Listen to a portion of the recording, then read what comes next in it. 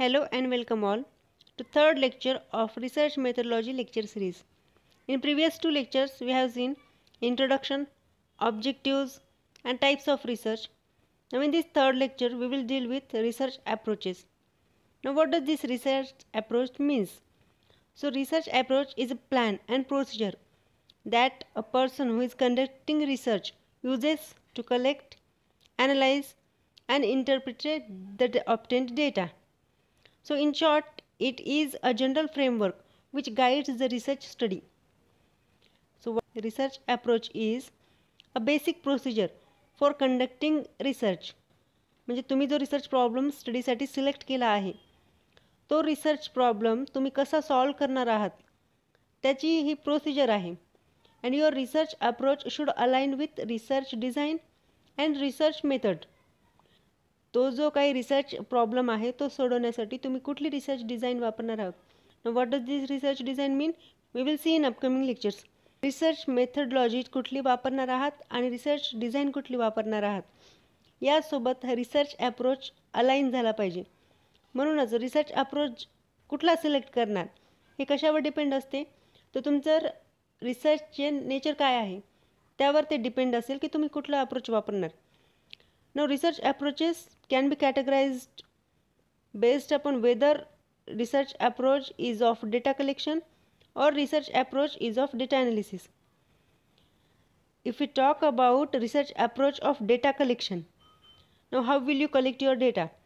Now based upon that, research approach is of four types: quantitative approach, qualitative approach, pragmatic, which is a mixed method of this quantitative and qualitative, pragmatic approach and advocacy or participatory approach.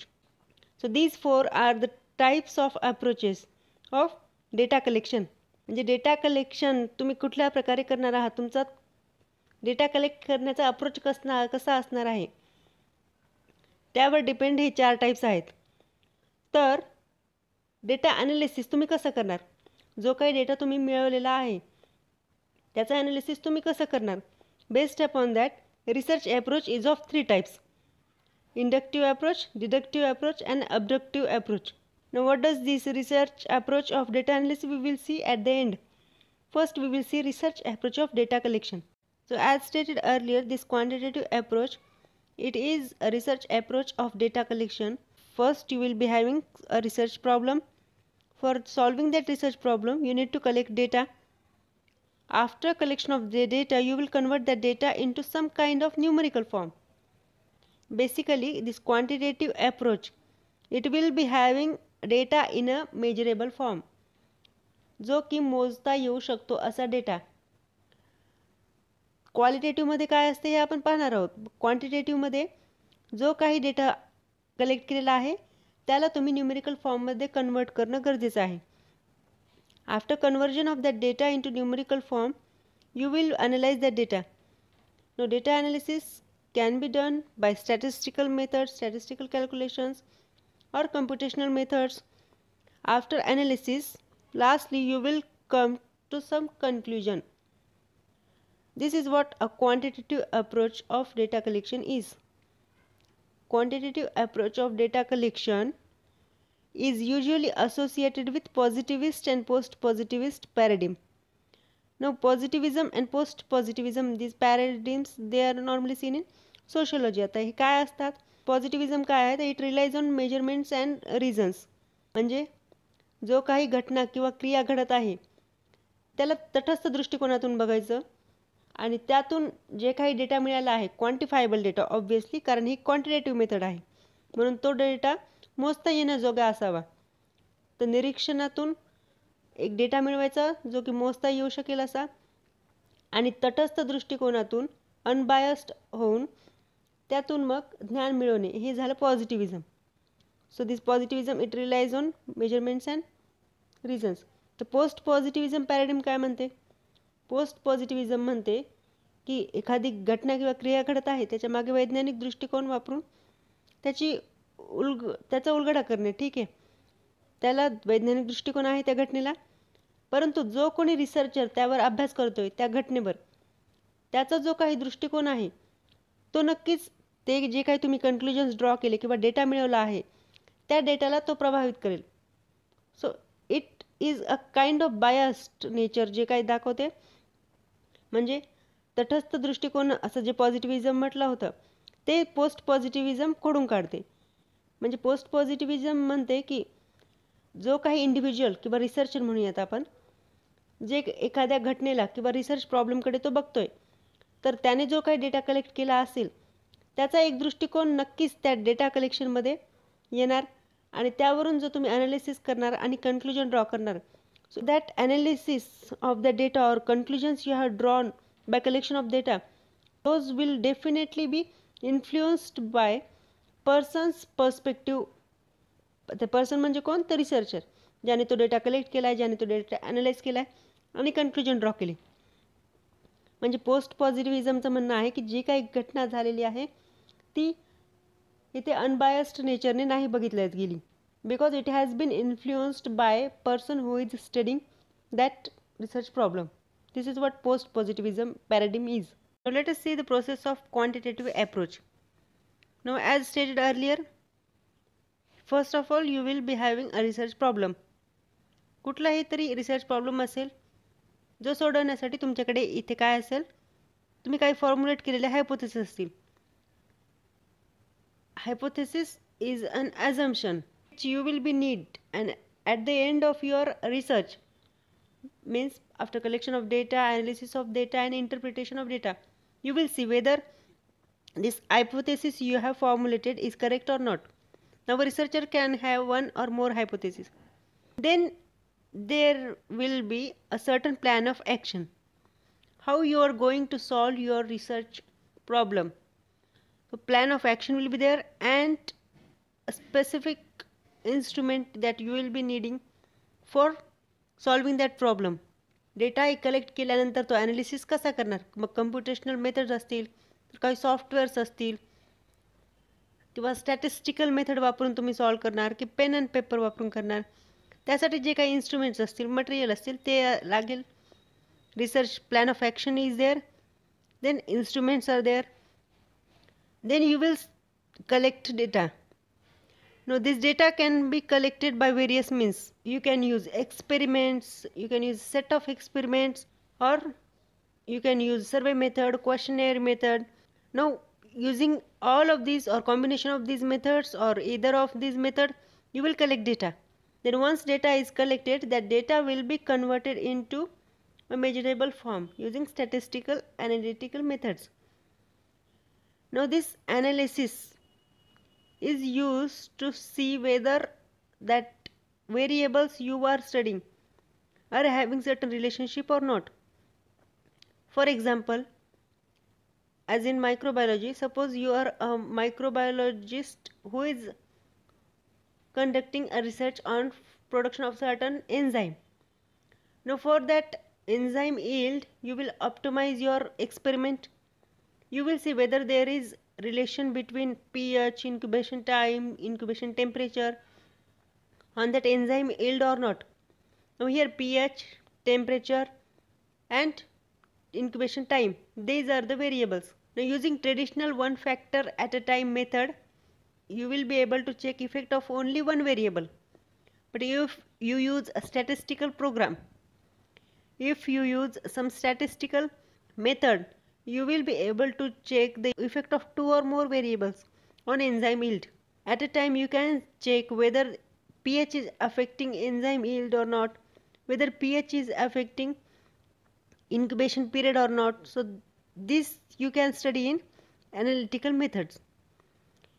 Now the last step after analysis of data, interpretation of data, you will see whether the hypothesis you have proposed is correct or not. This is a process of quantitative approach of data collection. Now principle of quantitative approach of data collection. Now this quantitative approach of data collection uses objectivity method. Or now what does this objectivity means? ज्याला मराठीमध्ये वस्तुनिष्ठ म्हणतात. It is an unbiased approach. म्हणजे it relies on factual data. This objective means verifiable information based on facts and evidence. जशी आहे तसे data मिळवणं, त्याला ॲनालिसिस करणं. जो काही डेटा मिळालेला आहे त्यानुसार कन्क्लुजन ड्रॉ करणं without involvement of personal interpretation, त्याला म्हणतात ऑब्जेक्टिव्हिजम. So objectivism is important in quantitative approach. Now here personal presence, behavior, attitude will not be taken into account. In short, personal interpretations जे असतील त्यांना मध्ये येऊ न देता फॅक्च्युअल डेटाच्या आधारे कन्क्लुजन ड्रॉ केले जाते in quantitative approach. So here researcher will critically examine research method and calculations. कशासाठी क्रिटिकली ॲनालाइज करायचे, तर जो काही डेटा मिळालेला आहे त्याला इंटरप्रिट केल्यानंतर, ॲनालाइज केल्यानंतर जे काही कन्क्लुजन्स मिळालेत ते conclusions whether they are objective or not, जसे आहेत तसेच मांडल्या गेले आहेत, ते पर्सनल बिहेवियरवरून किंवा पर्सनल ओपिनियन्सनी इन्फ्लुअन्स केलेले गेलेले आहेत हे चेक करण्यासाठी conclusions मिळाल्यानंतरही those all conclusions are critically analyzed in quantitative approach of data analysis. Now quantitative approach is further subcategorized into three approaches: inferential approach, experimental approach and simulation approach. Now inferential approach is a quantitative approach where data is analyzed from a sample to make deductions, inferences म्हणजे conclusion. काय केले जाते तर research problem solve करण्यासाठी data collect केला जातो. Collect केलेला data analyse केला जातो आणि त्यावरून काही कन्क्लुजन्स मिळवले जातात आणि ते कन्क्लुजन्स वापरून जनरल पॉप्युलेशनचे कॅरेक्टर्सबद्दल काही स्टेटमेंट करणं, हे आहे inferential approach. So what happens in this inferential approach? Here a data will be collected, analyzed, and after that analysis of the data, characteristics of population will be deduced. म्हणजे एखाद्या population बद्दल sample वरून पॉप्युलेशनचं characteristic काढले जाते. Now this generally uses a survey research, ज्याच्यामध्ये काय केलं जाते, एक पॉप्युलेशनमधून एक सॅम्पल घ्यायचं आणि ते सॅम्पल मग एक तर तुम्ही क्वेश्चनर मेथडने असेल किंवा इंटरव्ह्यूने असेल किंवा जस्ट ऑब्झर्वेशनने असेल, त्या सॅम्पलला तुम्ही स्टडी करायचं आणि स्टडी केल्यानंतर जो काही तुम्हाला डेटा मिळालेला आहे त्या डेटा तुम्ही पॉप्युलेशनचे कॅरेक्टर्स डिराईव्ह करण्यासाठी वापरायचं, त्याला म्हटलं जाते इन्फरन्शियल अप्रोच. उदाहरण द्यायचं झालं तर it is used in business, social sciences, education और हेल्थकेअर. हेल्थकेअरमध्ये कसं वापरलं जाते इन्फरन्शियल अप्रोच, तर क्लिनिकल ट्रायल्समध्ये काय केले जातात, काही एखाद्या पॉप्युलेशनमधून सॅम्पल्स घेतले जातात, व्हॉलंटियर्स असतील त्यावर काय केलं जातं, ड्रगचा इफेक्टिवनेस चेक केले जाते. न ते व्हॉलंटियर्सनी त्या ड्रगला कसं रिॲक्ट केलं त्यावरून ओव्हरऑल पॉप्युलेशन त्या ड्रगला कशी रिॲक्ट करेल हे काढले जाते. So that is inferential approach. बिझनेसच्या बाबतीत बघायचं झालं तर company they use this inferential approach for understanding the demand for certain service or product and identifying opportunities for their growth. If we talk about educational sector, in educational research, this inferential approach is used to check whether a particular teaching method which has been implemented improves student performance or not. जसं की आता NEP जी under graduation लेवलला लागू केली आहे, 4 वर्षानंतर म्हणजे जेव्हा एक पहिली बॅच अंडर ग्रॅज्युएटची NEPशी बाहेर पडेल तेव्हा त्यावर काय प्रभाव झालेला आहे, काय स्किल्स त्यांनी डेव्हलप केलेले आहेत किंवा त्यांचे करिअर कसं चाललं आहे, यावरून जो काही डेटा कलेक्ट केला जाईल that will be inferential approach of data collection. और in social sciences, for example in psychology, this inferential approach can be used to check whether a particular therapy is effective in treating mental illness or not. So these are some of the examples of inferential approach. So what is inferential approach? It is a quantitative approach of data collection where data will be analyzed from a sample to make inferences, that means deductions, and generalize the results to the population.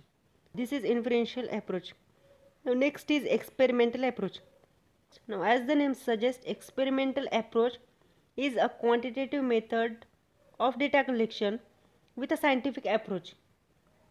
Now in this experimental approach, there is control of researcher over their environment, research environment किंवा research experiment जो असेल तो researcher control करू शकतो.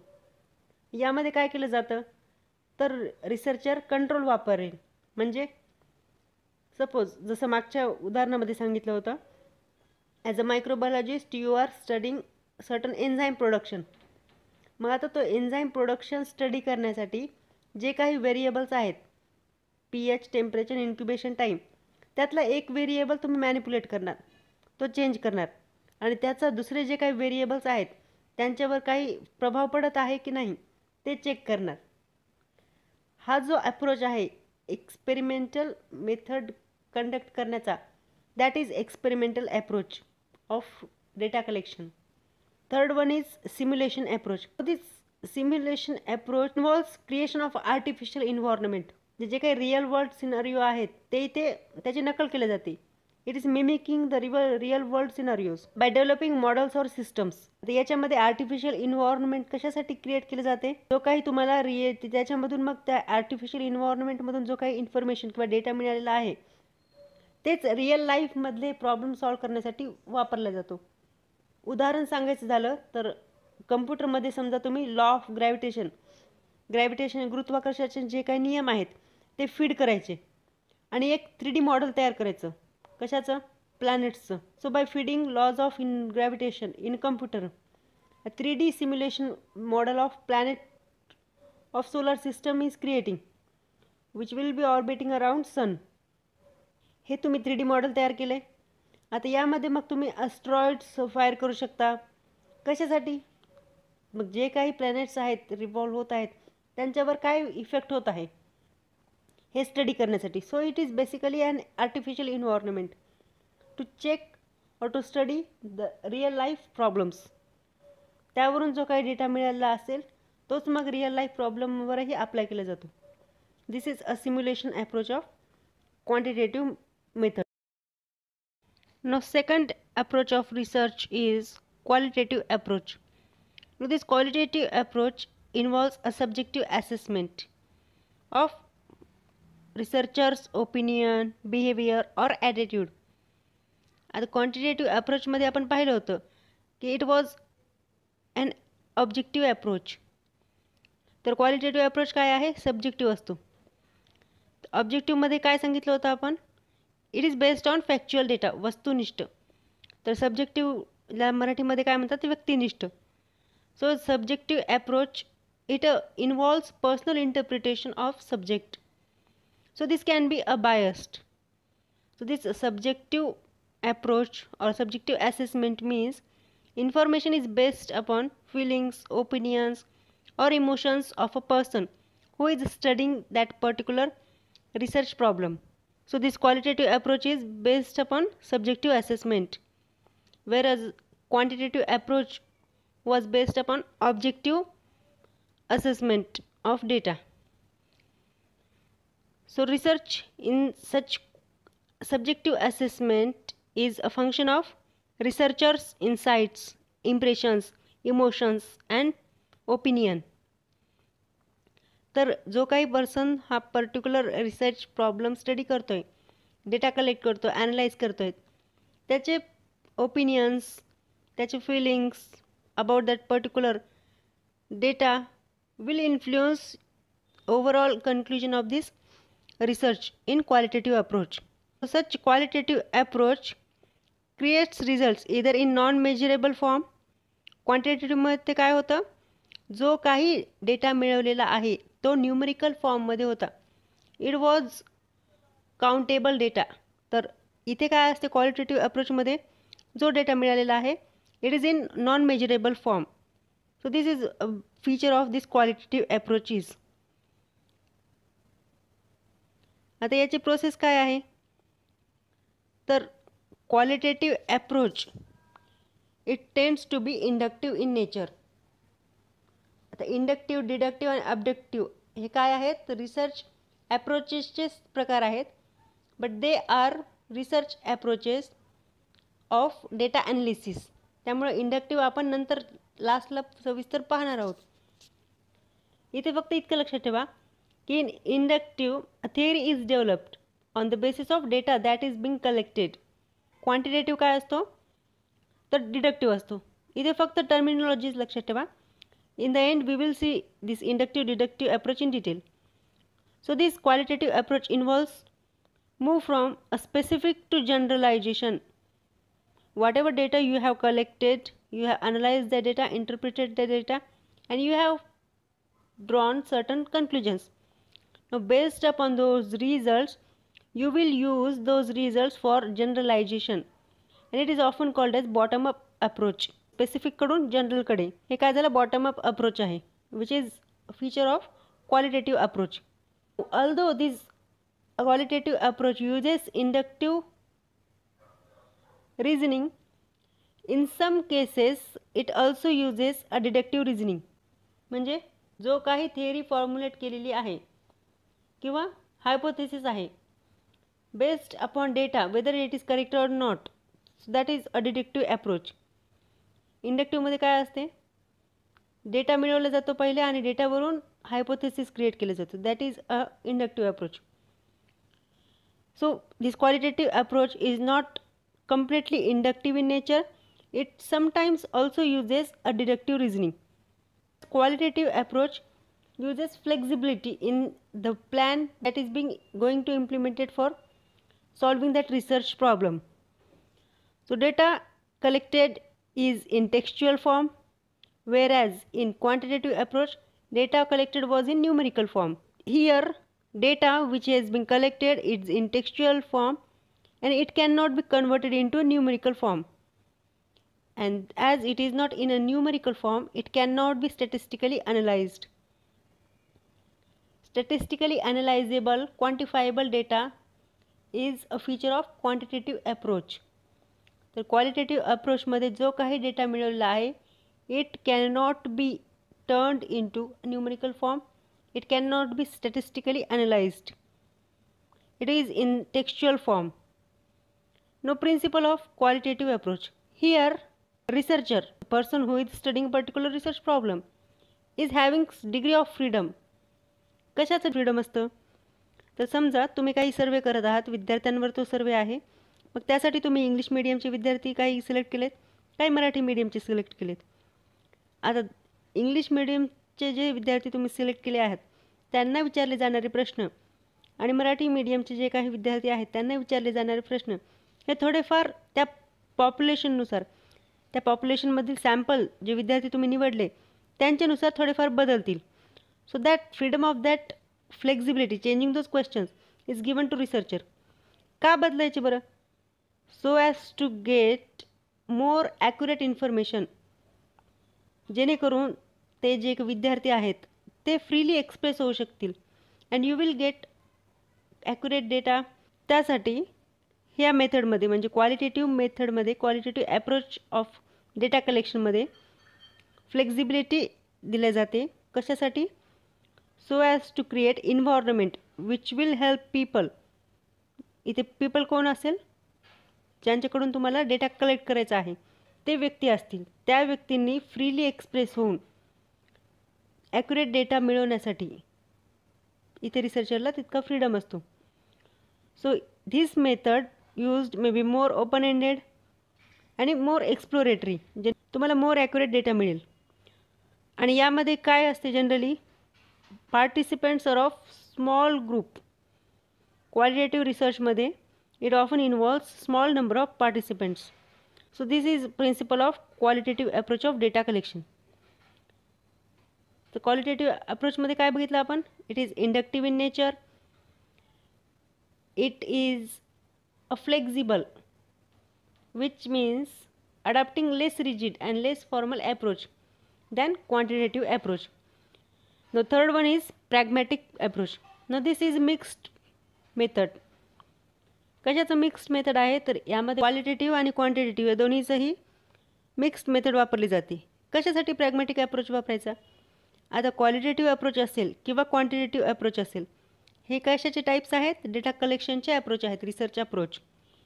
Data तुम्ही कसा collect करणार त्याचे अप्रोच आहेत हे क्वालिटेटिव्ह अप्रोच आणि क्वांटिटेटिव्ह अप्रोच. क्वालिटेटिव्ह अप्रोच आणि क्वांटिटेटिव्ह अप्रोच ह्या दोन्हीचेही जसे ॲडव्हान्टेजेस आहेत तसेच दोन्हींचेही काही लिमिटेशन्स आहेत. तर ते लिमिटेशन्स ओळखून मग ही प्रॅग्मॅटिक ॲप्रोच डेव्हलप केला गेला. काय असतं आता यामध्ये प्रॅग्मॅटिक ॲप्रोचमध्ये? तर it appears best suited to research problem. कशामुळं? Because it involves both quantitative and qualitative approach. एकावरच डिपेंड राहण्यापेक्षा दोन्हीचंही मिक्स्ड अप्रोच इथे वापरले जातात. प्रॅग्मॅटिक रिसर्चर कोण असेल? तर असा रिसर्चर ज्याने की हा प्रॅग्मॅटिक अप्रोच वापरलेला आहे. काय होते यामध्ये? तर जी काही तुम्ही रिसर्च मेथड वापरले जातात, रिसर्च मेथड असेल किंवा टेक्निक असेल किंवा प्रोसिजर असेल, ती जी रिसर्च प्रॉब्लेमला सॉल्व करण्यासाठी वापरले जाणार आहेत, it is associated with qualitative और क्वांटिटेटिव्ह रिसर्च. याच्यामध्ये रिसर्चरला हे माहिती असते की दोन्हीचेही क्वालिटेटिव्ह अप्रोच आणि क्वांटिटेटिव्ह जे त्याचे स्वतःचे काही लिमिटेशन्स आहेत आणि दोन्हीही एकमेकांना जर कॉम्प्लिमेंटरी वापरल्या गेल्या, एक तर क्वालिटेटिव्ह नंतर क्वांटिटेटिव्ह वापरा किंवा दोन्ही सोबत वापरा, दोन्ही जर एकत्र वापरल्या तर more accurate results will be obtained. त्यासाठी ही प्रॅग्मॅटिक अप्रोच वापरली जाते. No being able to mix different approaches has the advantage of enabling triangulation. आता यामध्ये एक नवीन टर्मिनॉलॉजी येते, ट्रायंग्युलेशन. आता ट्रायंग्युलेशन काय आहे? तर it is a common feature of this mixed method. Mixed method म्हणजे प्रॅग्मॅटिक ॲप्रोचचं एक वैशिष्ट्य आहे ट्रायंग्युलेशन. आता ट्रायंग्युलेशन म्हणजे काय? तर triangulation means using multiple perspectives for interpretation of data. डेफिनेशनमध्ये सांगायचं झालं तर ट्रायंग्युलेशन काय असतं? तर it is a means a way of using various data sets, research methods, research theories and researchers to address a research problem. म्हणजे एक जो काही रिसर्च प्रॉब्लेम आपण सॉल्व करण्यासाठी घेतलेला आहे तो सॉल्व करण्यासाठी वेगवेगळ्या रिसर्च मेथड वापरणं किंवा वेगवेगळे डेटा वापरणं, वेगवेगळ्या थिअरीज वापरणं किंवा यामध्ये एकापेक्षा जास्त रिसर्चर्ससुद्धा इन्व्हॉल्व होऊ शकतात. कशासाठी? आता प्रत्येक रिसर्चरचा आपला एक पर्स्पेक्टिव्ह असेल, त्या पर्स्पेक्टिव्हनी तो रिसर्च सॉल्व करण्यासाठी जो काही त्याने डेटा कलेक्ट केलेला आहे तो ॲनालिसिस असेल, इंटरप्रिटेशन असेल, त्यामध्ये जो काही कन्क्लुजन शेवटी मिळालेले आहेत those will be different from other researcher. दोन रिसर्चरचे इंटरप्रिटेशन कन्क्लुजन सेम असणार का? तर नाही. तर जेव्हा हे वेगवेगळ्या रिसर्चरनी मिळवलेले कन्क्लुजन्स आहेत एकत्रित जेव्हा मांडल्या जातील, in that case research problem will be solved more accurately. त्यासाठी हा प्रॅग्मॅटिक ॲप्रोच वापरला जातो. So these are the 4 types of triangulations that will be involved in pragmatic approach. आता डेटा ट्रायंग्युलेशन म्हणजे काय होईल? डेटा सोर्स तुमच्याकडे एकच ठेवण्याऐवजी more than 1 data sources will be used. Data source काय आहे? जिथून तुम्ही डेटा कलेक्ट केला जाणार आहे तो डेटा सोर्स. म्हणजे समजा आपल्याला एखाद्या ड्रगचं इफेक्टिव्हनेस चेक करायचं आहे तर क्लिनिकल ट्रायल्समध्ये एक डेटा सोर्स समजा आपला आहे परभणी जिल्ह्यातला, तर दुसरा डेटा सोर्स असेल आपला नांदेड जिल्ह्यातला, तिसरा असेल हिंगोली जिल्ह्यातला. हिंगोली जिल्ह्यातले काही पॉप्युलेशनमधले सॅम्पल घ्यायचं, नांदेड जिल्ह्यातील आणि काही परभणी जिल्ह्यातील. आता हे 3 तुमचे काय आहेत? डेटा सोर्स आहेत. या तिन्हीमधील काही पॉप्युलेशन सिलेक्ट करून त्यांच्या सॅम्पल घ्यायचं. त्या सॅम्पलवर जेव्हा तुम्ही एखाद्या ड्रगचा इफेक्टिव्हनेस चेक करणार तेव्हा जो काही फायनल एंड तुम्हाला डेटा मिळेल that will be more accurate in nature. त्या डेटावरून तुम्ही जे काही कन्क्लुजन काढणार आहात those will be more accurate rather than using only a single source. This is a data triangulation. Data ट्रायंग्युलेशनमध्ये काय असते? एकापेक्षा जास्त डेटा सोर्स वापरले जातात. दुसरं आहे मेथडॉलॉजिकल ट्रायंग्युलेशन. म्हणजे जी काही तुम्ही रिसर्च मेथड वापरणार आहात, क्वालिटेटिव्ह रिसर्च मेथड वापरणार की क्वांटिटेटिव्ह वापरणार, तर दोन्हीपैकी एकच वापरण्याऐवजी क्वालिटेटिव्हसुद्धा वापरायची आणि क्वांटिटेटिव्हसुद्धा वापरायची. या दोन्ही रिसर्च मेथड वापरायच्या, कारण प्रत्येकाचे काही ॲडव्हान्टेजेस आहेत तसेच काही लिमिटेशन्स आहेत. आता इन्व्हेस्टिगेटर ट्रायंग्युलेशन हा काय आहे? ट्रायंग्युलेशनचा तिसरा टाईप म्हणूयात. So first one is data triangulation, second one is methodological triangulation, ज्यामध्ये काय केलं जाते? More than one method is used. Third is investigator triangulation. Investigator म्हणजे जो पर्सन स्टडी करतोय एखादा रिसर्च प्रॉब्लेम, त्याला म्हटलं जातं इन्व्हेस्टिगेटर किंवा रिसर्चर. आता एकच रिसर्चरनी डेटा कलेक्ट करून इंटरप्रिट करून कन्क्लुजन मिळवण्याच्या ऐवजी दोन रिसर्चर जर असतील तर दोघांनी जर शेवटी कन्क्लूड करून एक फायनल कन्क्लुजनला जर आलेत, डेटा कलेक्ट करून फायनल कन्क्लुजन आल्यानंतर जे त्यांचं कन्क्लुजन असेल it will be having more credibility than a single researcher. ते झालं इन्व्हेस्टिगेटर ट्रायंग्युलेशन. आणि थर्ड वन इज थिअरी ट्रायंग्युलेशन. तर here more than one theory will be used for addressing that research problem. तर काय झालं? हे ट्रायंग्युलेशनचे 4 प्रकार म्हणूयात. डेटा ट्रायंग्युलेशन, मेथडॉलॉजिकल ट्रायंग्युलेशन, इन्व्हेस्टिगेटर और रिसर्चर ट्रायंग्युलेशन अँड थिअरी ट्रायंग्युलेशन. तर काय आहे हे? It is a common feature seen in mixed method. Pragmatic approach किंवा मिक्स्ड ॲप्रोचमध्ये ट्रायंग्युलेशन बघायला मिळते. का वापरायचं ट्रायंग्युलेशन? काय होतं ट्रायंग्युलेशननी? तर याने रिसर्च फाइंडिंगची जी व्हॅलिडिटी किंवा क्रेडिबिलिटी आहे ती वाढवण्यास मदत होती. That's why this triangulation is significant. No last approach of data collection is advocacy और पार्टिसिपेटरी अप्रोच. आता हा ॲडव्होकेसी अप्रोच काय आहे? तर now researchers who are studying this advocacy approach they are generally found to have some kind of political agenda. म्हणजे आत्तापर्यंत जे काही आपण रिसर्च वापरले आहोत त्यामध्ये मार्जिनलाइज्ड किंवा वल्नरेबल कम्युनिटी जे उपेक्षित आहेत किंवा डिसॲडव्हान्टेज्ड पीपल आहेत त्यांच्या गरजा किंवा त्यांच्या जी काही परिस्थिती आहे त्यांना अभ्यास करून त्यांना व्यवस्थित प्रतिसाद दिला जात नाही असं काही रिसर्चरचं म्हणणं आहे. त्यामुळे ते जो अप्रोच वापरतात तो असतो ॲडव्होकसी अप्रोच किंवा participatory approach. Now this is also called as emancipatory method. तर इमॅन्सिपेटरी रिसर्चमध्ये काय केले जाते तर काही नॉलेज मिळवले जाते by studying disadvantaged people. That knowledge is used for benefit of तोच डिसॲडव्हान्टेज्ड और vulnerable community.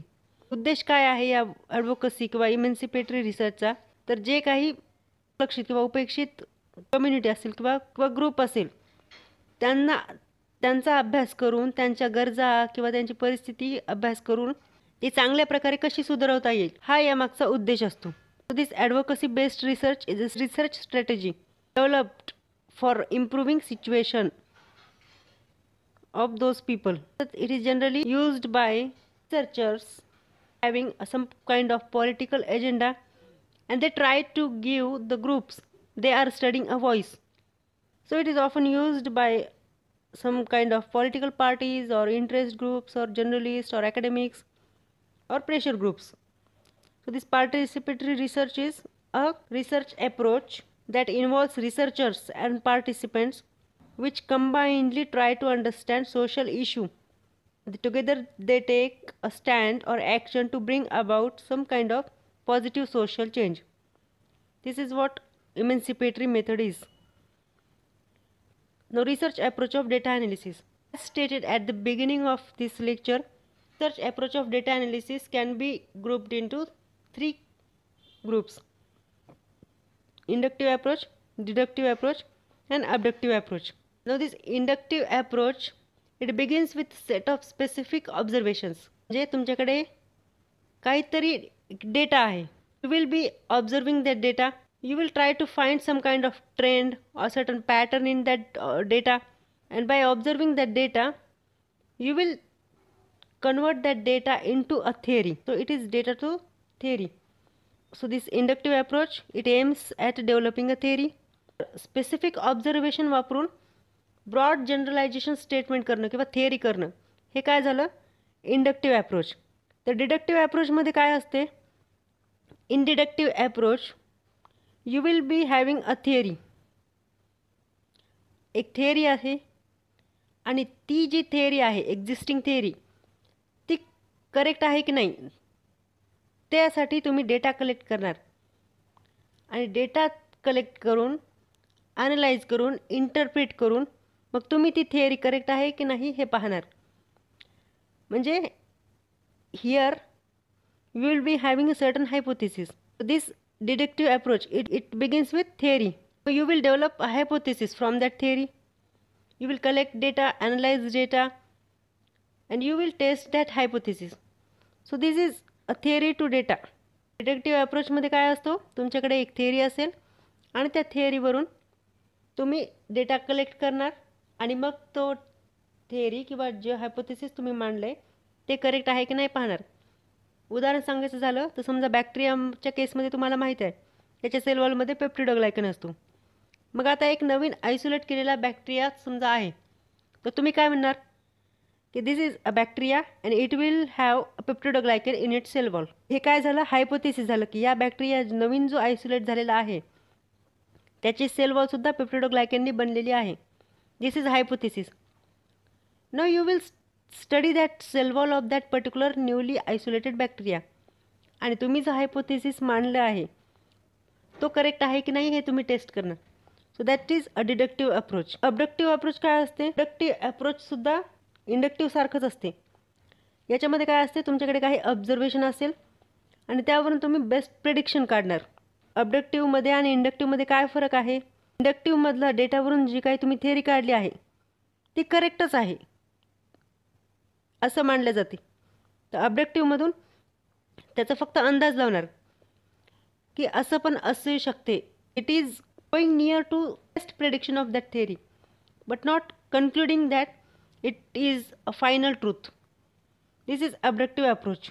Hope you have understood this research approach.